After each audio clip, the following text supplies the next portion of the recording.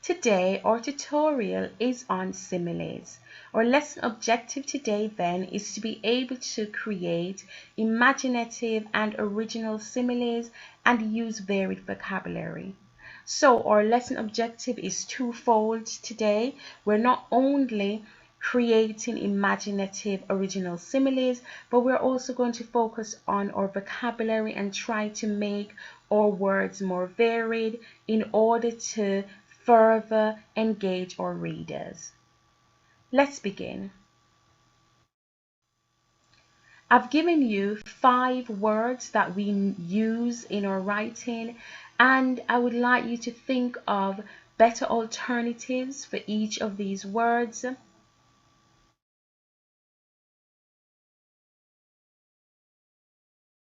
Okay, you've had a think about it. You've had a go at coming up with your alternatives for these words, and I've given you some. So instead of using the word big, you could say immense, huge, gigantic, colossal, enormous, or vast.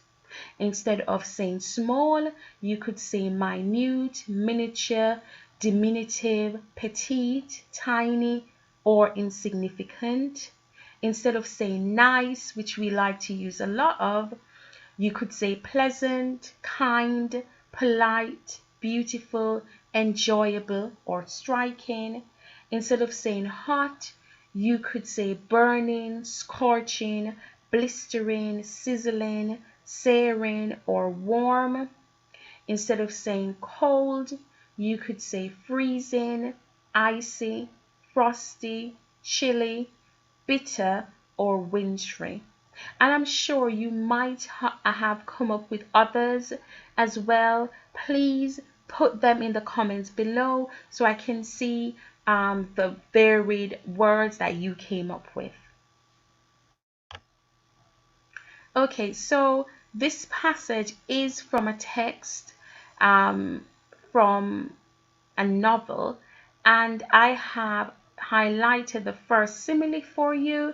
And of course, just for you to remember, a simile compares two things by using like or as. So it's comparing the characteristics by using like or as of two things. So we're looking for those two things, and we're looking for the characteristic that is being compared.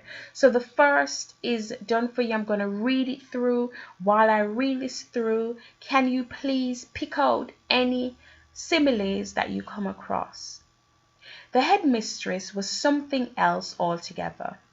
Like facing your greatest fear, nobody was brave enough to challenge her.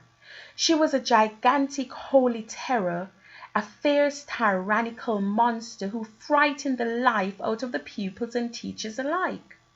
There was an aura of menace about her even at a distance, and when she came up close, you could almost feel the dangerous heat radiating from her like a searing red-hot rod of metal.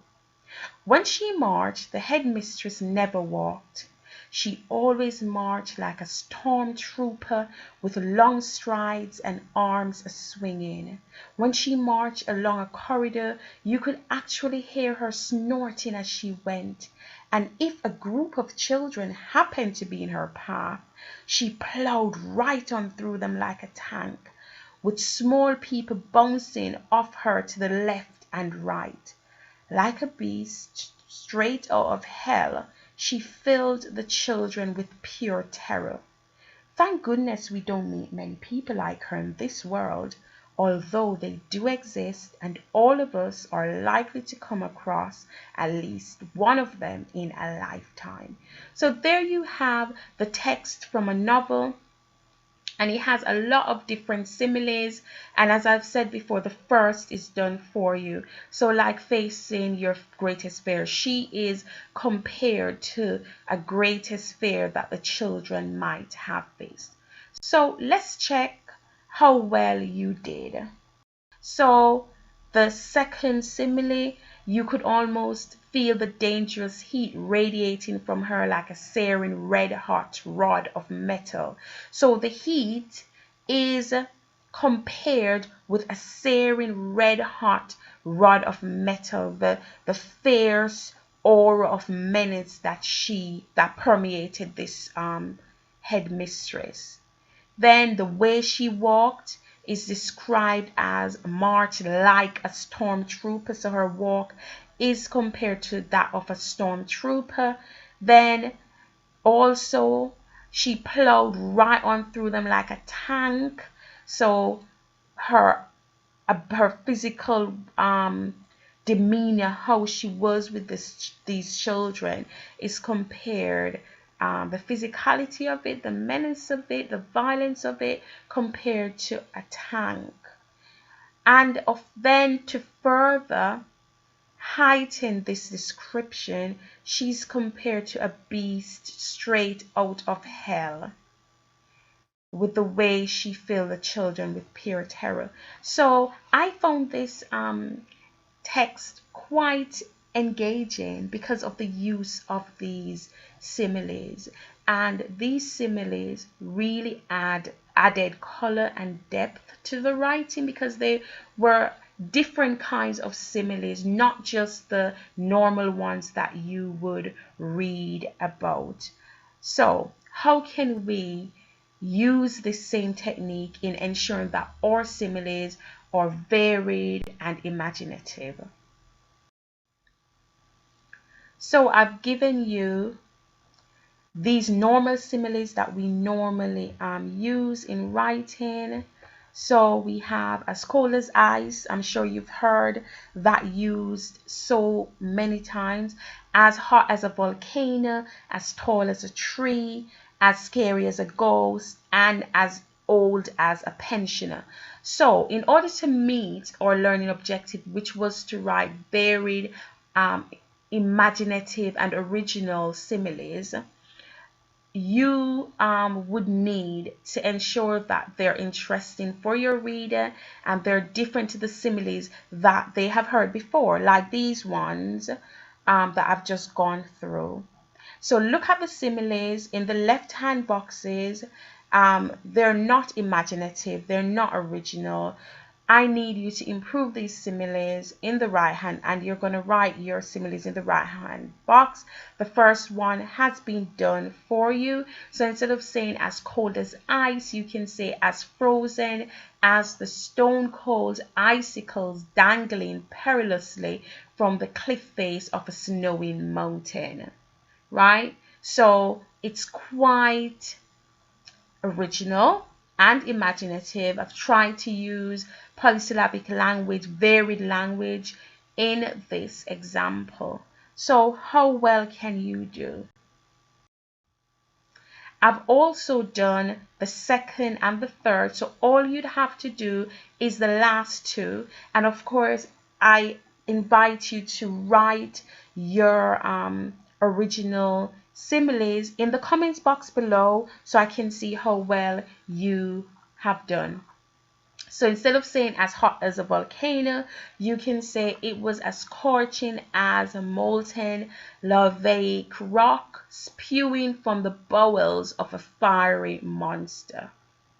So again, I'm trying to put in the imaginative and original words to improve this simile. And the last one that I've done for you, I've modeled and scaffolded for you, is as tall as a tree. So instead of saying as tall as a tree, you could say at a considerable height it towered over with its verdant greenery like the master of the forest. So really trying to be original there. So please, as I've said before, go ahead and finish the last two, as scary as a ghost and as old as a pensioner, and I will be really interested to see how you get along with those two. Okay, so as I like to do, I like to check your learning. I like you to reflect on what you've done. So I'm going to look at number 3. That's my lucky number today. And the sentence stem says, I would like the answer to the following question. So yes, go ahead, please. What answer to a question link to English, link to tutorials that I've done that you would like me to answer, or it could be a topic that I have not yet covered in my tutorials. I have put a link in the information box above to my other tutorials that I have done. You can have a look at those and see if there are any gaps that you would like me to fill. Please put them in the comments below so I can, answer them. It's great hearing from you, so I invite you to do that. We have come to the end of yet another tutorial, and I have enjoyed doing this tutorial. I've enjoyed you being my company today, and as always, please like, share and subscribe if you have not already done so, and I'll see you in the next one. Bye.